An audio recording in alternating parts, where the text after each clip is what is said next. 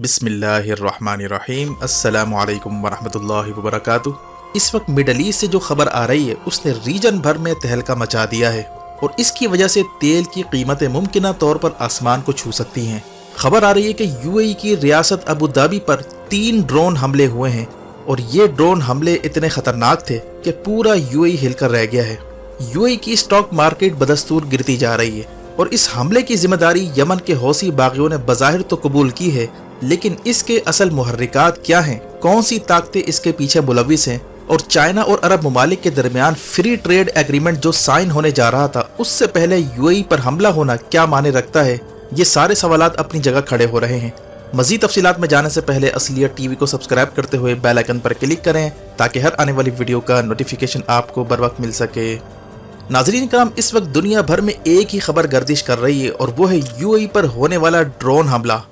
Report के मुताबिक छोटे से ना दिखने वाले ड्रोन तैयारे यमन की जानिब से आते हैं और फिर अबू धाबी के अंदर इंटर हो जाते हैं, जहां तेल के 3 टैंकरों को निशाना बनाया जाता है, जिसमें अब तक की इतला के मुताबिक 2 भारतीय शहरी और 1 पाकिस्तानी जाबाक हुए हैं और साथ ही अबू धाबी एयरपोर्ट को भी निशाना बनाने की इतलात आ रही हैं।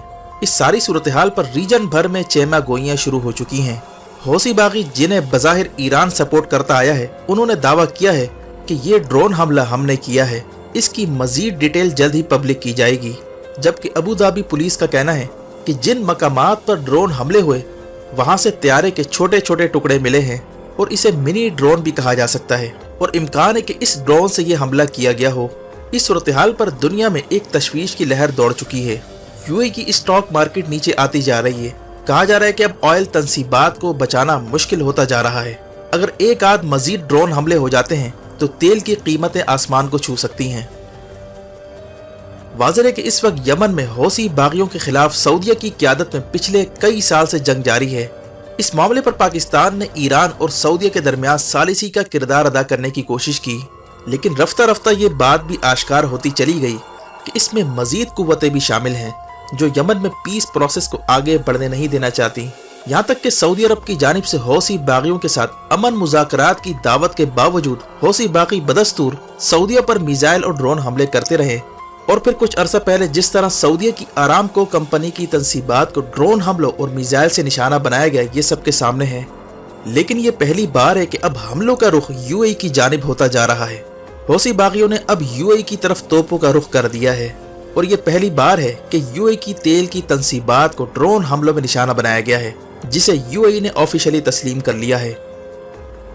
वाज़ेह है कि हौसी बागियों ने इससे पहले भी कई बार दावा किया था कि उसने यूएई पर कई बार मिसाइल और ड्रोन हमले किए हैं, लेकिन यूएई की इंतजामिया हमेशा इस बात से इनकार करती रही और तेल के डिपो या धमाकों को हादसाती वाकया कहकर जान छुड़ाती रही ताकि अवाम में पैनिक ना फैले।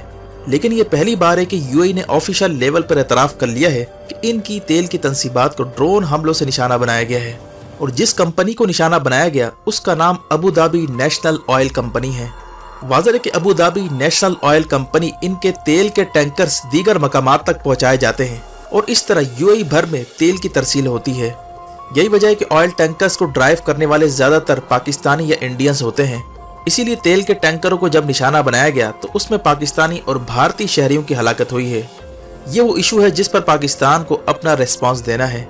पाकिस्तान इस मामले को किस नज़र से देखता है और क्या कोई जवाबी रद्द-ए-अमल दिया जाएगा? क्या ये पूरे खित्ते को जंग की आग में झोंकने की कोशिश है? इन सारे मामलात को देखना होगा। जबकि इस हवाले से माहिरीन में तशवीश की लहर दौड़ती जा रही है, क्योंकि इतना छोटा ड्रोन जो नजर भी नहीं आता उसकी मदद से तबाहकुन कार्रवाई करना, इससे ड्रोन वॉरफेयर की संगीनी का अंदाजा लगाया जा सकता है। और ड्रोन की इतनी कैपेसिटी आखिर हौसी बागियों के पास कहां से आ गई? क्या हौसी बागियों के नाम पर कोई तीसरी कुव्वत तो नहीं खेल रही? नोट करने वाली बात यह कि चंद दिन पहले यूएई का बहरी जहाज यमनी बागियों ने पकड़ा था, जो अब तक बाजियाब नहीं कराया जा सका। बागियों का कहना है कि इसमें धमाका खेज मवाद और हथियार ले जाए जा रहे थे। जबकि चंद दिन पहले यूएई के मिनिस्टर ईरान गए थे, जहां ईरान को यह पैगाम दिया गया कि हौसी बागियों को तेल की तंसीबात को निशाना बनाने से रोका जाए, वरना ओपेक ममालिक के दरमियान तेल की लड़ाई शुरू हो सकती है, जिस पर ईरान ने यूएई के साथ समझौता किया। लेकिन इस दौरे के फौरन बाद ये वाकया रोनुमा हो जाता है, जिससे बखूबी अंदाजा लगाया जा सकता है कि इसमें तीसरी ताकत मुलविस है। जबकि इस मामले में इसराइल और चाइना वाला फैक्टर भी नजरअंदाज नहीं किया जा सकता। क्या यूएई अमेरिका और चाइना के दरमियान नया अखाड़ा बनने जा रहा है? क्या हालिया ड्रोन हमले से इसकी शुरुआत हो चुकी है?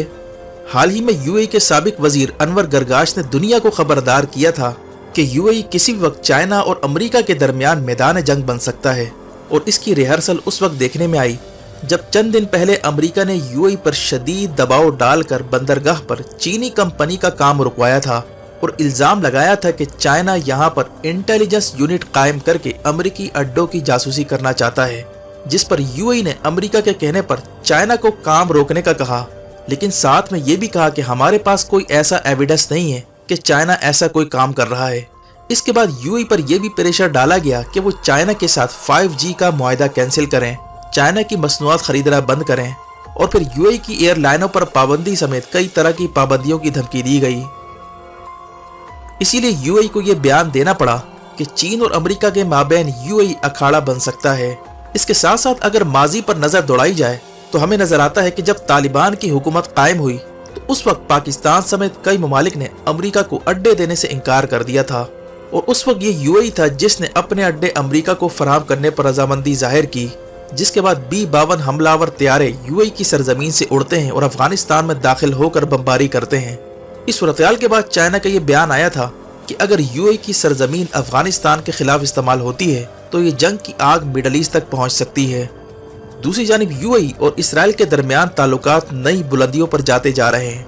हाल ही में यह भी खबर आई है कि यूएई ने $100 मिलियन की सरमायाकारी इसराइल की टेक्नोलॉजी सेक्टर में कर रखी है, और जब से यूएई और इसराइल के ताल्लुकात नॉर्मलाइज हुए हैं उसके बाद से इसराइली सयाहों और सिक्योरिटी एहलकारों के दौरे यूएई में बढ़ते जा रहे हैं, जिसके बाद इस बात का भी इम्कान पैदा हो गया था कि यूएई में इसराइल अपना नया इंटेलिजेंस नेटवर्क कायम करने जा रहा है, क्योंकि इसी तरह का ऐलान पहले भी यूएई और इसराइल ने किया था, जिसके तहत इसराइल और यूएई दोनों यमन के जजीरा सकूतरा पर मुश्तरका इंटेलिजेंस यूनिट कायम करने जा रहे हैं। जबकि मुस्लिम उम्मा के इशूज की बात की जाए तो वहां पर भी यूएई ने मुस्लिम उम्मा को नाराज कर रखा है।